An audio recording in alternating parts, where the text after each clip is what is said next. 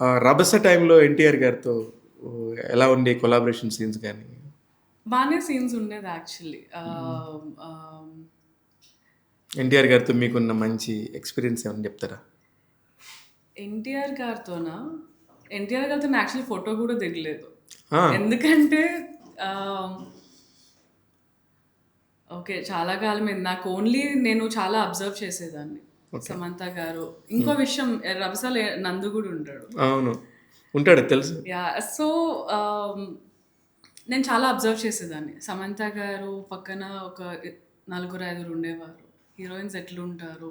అప్పటిదాకా నేను చూడలేదు కదా! First cinema time. మీద థియేటర్‌లో కనిపించడం తప్ప, అసలు హీరోయిన్ అంటే ఎట్లా ఉంటారు? ఒక యాక్ట్రెస్ వాళ్ళు ఎట్లా కేర్ తీసుకుంటారు? వాళ్ళ డయట్ కానీ, హెయిర్ స్టైల్స్, మేకప్. ఎన్టీఆర్ గారు గురించి వచ్చేటప్పటికి ఆయన యాక్టింగ్ సింగిల్ టేక్‌లో ఇట్లా చేసేసేవారు. డాన్స్ స్టెప్స్ కూడా అండి. నేను ఐయామ్ అమేజ్డ్ అనమాట. అంటే ఇట్లా గూడా ఉంటారా? టేకులు కూడా లేదు. హ్మ్. 'ప్రేమ్ రక్షిత్ మాస్టర్' అట్లా స్టెప్ చూపిచ్చారు. It's a very lengthy step. ఒక 200 మెంబర్స్ ఉంటారు. పెద్ద సాంగ్ అది. అలా వచ్చి చూసి take చేసేసారనమాట.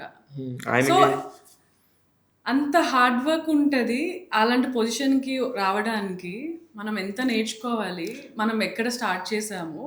I have learned a lot. నేను చాలా అబ్జర్వ్ చేశాను ఆ టైంలో. జూనియర్ ఎన్టీఆర్ గారు మీలాగనే ఫస్ట్ నుంచి కూడా అవును. కూచిపూడి అన్నింటి అవును. మీద విపరీతమైన నాలెడ్జ్ ఉంది. అవును. అందుకనే ఆయన ఏదైనా ఇలా చేయగలరు. ఎందుకంటే కూచిపూడి వాళ్ళకి వీళ్ళ హావభావాలు చాలా స్ట్రాంగ్ ఉంటారు వాళ్ళు. అవును. వాళ్ళ డాన్స్‌తో పాటు బాడీ మూవ్‌మెంట్స్‌తో పాటు మిగతా ఈ మీరు ఉంటాయి కదా! నవరసాలు. నవరసాలకు సంబంధించి టక్‌మని వాళ్ళు చేయగలరు. అవును. అందుకనే is the one of the finest actor in India. 'Sai సిద్ధార్థ్‌లో' మీకు బాగా నచ్చిన అంశం మీరు పర్సనల్‌గా మీ పర్సనాలిటీకి చాలా దగ్గరగా అనిపించిన అంశం ఏంటి?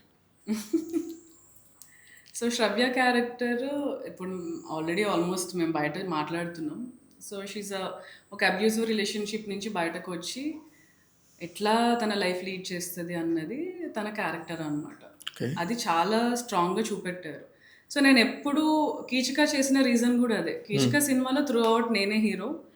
అప్పుడు నేను ఏం ఆలోచించి చేశానో తెలీదు. బట్ సినిమా అంతా నేనే ఉంటాను. హ్మ్. ఇంకా నేనే హీరో, నేనే హీరోయిన్. ఫైట్‌లుంటాయి, ఏడుపులుంటాయి, అన్నీ ఉంటాయి.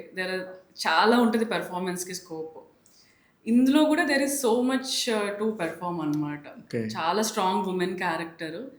వరుణ్ నాకు చెప్పినప్పుడు ఇది కదా మనకు కావాల్సింది. ఎందుకంటే ఇందాక మీరన్నట్టు ఈరోజు రోజుకొక నలుగురు, ఐదుగురు కొత్త వాళ్ళొస్తూ ఉన్నారు. హీరోస్ అవ్వచ్చు, హీరోయిన్స్, యాక్టర్స్. బికాజ్ అంత పెరిగిపోయింది ఇండస్ట్రీ. డిజిటల్ నుంచి గానీ, ఓటీటీ నుంచి కరెక్ట్. గానీ. సో, ఒక మంచి చిన్న సినిమానా, పెద్ద సినిమానా, హీరో ఎవరు, డైరెక్టర్ ఎవరు అన్నీ పక్కన పెడితే, when everything is going so well ఒక మంచి మీకు అర్థమైపోతది. రైట్. ఒక గట్ ఫీలింగ్ ఉంటది కదా! ఒక మనిషితో మాట్లాడినప్పుడు వాళ్ళు ఎలాంటి వాళ్ళు అని అర్థమైపోతది. మేబీ ఒక చిన్న వయసులో మనం అది జడ్జ్ చేయలేము. బట్ ఒక ఏజ్ వచ్చిన తర్వాత మెచ్యూరిటీతో మనకు అర్థమైతది. నాకది అర్థమైంది. నందు, నందు హీరో అని తెలుసు నాకు. వరుణ్ కూడా కొత్త డైరెక్టరు. స్టోరీ చెప్పిన ఫస్ట్‌లోనే ఐ సెడ్ ఓకే. నేను చేస్తా. Because it's a very, very strong character. ఇంక అంతకంటే నాకు ఇంకా చే కమ్ కమ్‌బ్యాక్ ఉండదేమో. యాహ్! కమ్‌బ్యాక్ ఉండదు. సో, చాలా బాగా వాళ్ళు మీ దగ్గరికెందుకొచ్చారో? There is a story again. అయ్యా! బేసిక్‌గా మా కమ్యూనిటీలో వరుణ్ ఫ్రెండ్ అనమాట తను. So, okay. తను నాకు కూడా ఫ్రెండ్. నాకు పేరు చెప్పాలని లేదు. బట్ చాలా మందికి తెలుసు మన ఇండస్ట్రీలోనే.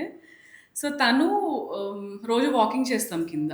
నేను అప్పటికి ఐ థింక్ కరోనా తర్వాత ఎప్పుడో అనుకుంటా. 2022. యాహ్! సో, కింద అలా వాకింగ్ చేస్తా తను నేను ఎప్పుడు మాట్లాడుకుంటాం. నాకు ఫోటో షూట్స్ గురించి అన్నీ చెప్తూ ఉండేవాడనమాట. ఇట్లాంటి క్యారెక్టర్స్ ఎందుకు రావు? ఇట్లనే ఎందుకు చేయాలి? తెలుగోళ్ళకి ఎందుకు రాదు? ఇప్పుడు మళ్ళీ మేము తమిళ్‌కెళ్ళి చేయాలా? ఇలాంటివి రోజు మా ఇద్దరికి డిస్కషన్ అయ్యేది. అలా ఒకరోజు మాట్లాడుతూ అరే! ఇట్లా ఒక స్టోరీ ఉంది వరుణ్ అని అన్నపూర్ణలో చదువుకున్నాడు. చాలా మంచి స్టోరీ. వాళ్ళు డెమో షూట్ కూడా చేశారు. క్రేజీ ఉంటది. హ్మ్. ఒక్కసారి నువ్వు ఎప్పటినుంచో అంటున్నావు కదా! మంచి మంచి క్యారెక్టర్ పడాలి అని చెప్పి. Why don't you go and meet Varun అని చెప్పి అన్నాడు. ఓకే. అట్లా అదొచ్చింది. ఓకే. మీరెళ్లి మీ నేనే క్యారెక్టర్‌ని వెళ్ళాను. మీరు తీసుకొచ్చుకున్నారు. అవును. యాక్చువల్లీ నేను వెళ్ళాను. నాకు స్టోరీ చెప్పాడు. వరుణ్ నాకు మొన్న మొన్న తెలిసింది. ఫస్ట్ వరుణ్ వద్దు అన్నాడంట. ఓకే. నందుతో. బట్ నందుకి నేను అంతకు ముందు నుంచి తెలుసు. ఒక యాడ్ షూట్ కోసమని నందు నాకు మెసేజ్ చేశాడు ఒకసారి. అది తర్వాత చేయలేదు. బట్ వరుణ్ అలా అదే నందు చెప్పాక, "ఏ లేదు మామ, అమ్మాయి చాలా కామ్ ఉంది. ఇందులో చాలా ఎమోషన్స్ ఉంటే తను చేయగలుగుతుందో లేదో" ఇట్లా అని అన్నాడంట. హ్మ్. బట్ ఫస్ట్ మీటింగ్‌లోనే Varun said okay. I think ఆ సెన్సిబిలిటీస్ ఉన్నాయా లేదా, నువ్వు ఓపెన్ అయ్యి చేయగలుగుతావా లేదా అన్న డౌట్ ఉండింది నాకు. బట్ వెన్ వీ స్పోక్ కదా, I know I found my Shravya. You are apt for this character. చాలా బాగుంటుంది. ఆ తర్వాత ఆడిషన్ అట్లా ఏం చేయలేదు. హ్మ్. ఆ కాన్వర్జేషన్‌లోనే వరుణ్‌కి అర్థమైపోయింది. బట్ తర్వాత నేను ఇంటికెళ్ళాక ఒక 2-3 డేస్‌కి ఊరికే ఒక చిన్న వీడియో చేసి పంపించాను. Because even I was very very waiting ఒక మంచి రోల్ కోసము. నాకు చాలా చాలా ఎమోషన్స్ తన్నుకొచ్చేసాయి. ఓకే. అరే మళ్ళీ మొత్తానికి ఒక మంచి క్యారెక్టర్ వచ్చింది అని చెప్పి. ఇంటికెళ్ళి ఒక వీడియో చేసా. ఫుల్ ఎమోషనల్ ఒక సీన్ ఏదో చేసి పంపించాను. Very good. చేసేద్దాం అని చెప్పి ఇట్ స్టార్టెడ్. కీచక సినిమా మీ లైఫ్‌లో ఎలాంటి రోల్ ప్లే చేసింది మేడం?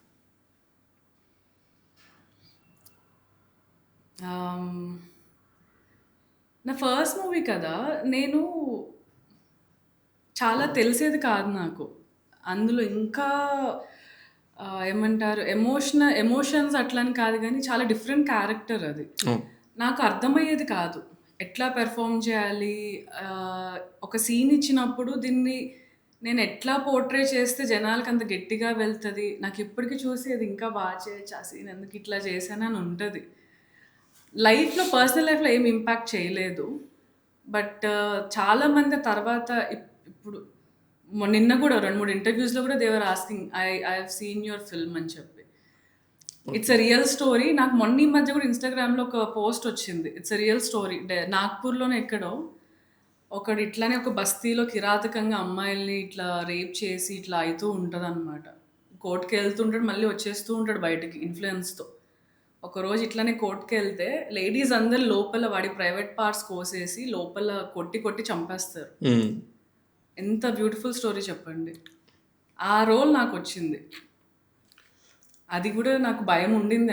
అంటే ఇలాంటి రోల్స్ చేయొచ్చా లేదా అని నాకు తెలీదు. అగైన్ ఆ హాఫ్ ఆఫ్ నాలెడ్జ్‌తోనే సినిమా అంతా నేనే ఉంటా అని చేసేసాను నేను. అదే. కానీ ఇప్పుడు కూడా మీరు చెప్పింది అది ఎంత మంచి స్టోరీ అంటున్నారు. ఇట్స్ లా ప్రకారంగా అది అంత కరెక్ట్ కాదు కదా మరి. మంచి స్టోరీ మీన్స్ అదే మీకు చేయడానికి స్కోప్ నాకు ఉంది. చేయడానికి స్కోప్ ఉంది. యాహ్! నాట్ అది మంచి అని చెప్పట్లేదు. అదే మళ్ళీ అదే నో, నో, నో. మీరు చెప్తా ఉంటే నేనేదో ఊగొడుతున్నట్టు ఉండకూడదు కదా! నాకున్న వాట్ ఐ మీన్ ఈస్ నాకు అందులో మంచి స్కోప్ ఉన్న క్యారెక్టర్ అని అట్లా నేను చెప్తున్నా. That story is not at all good. Yeah!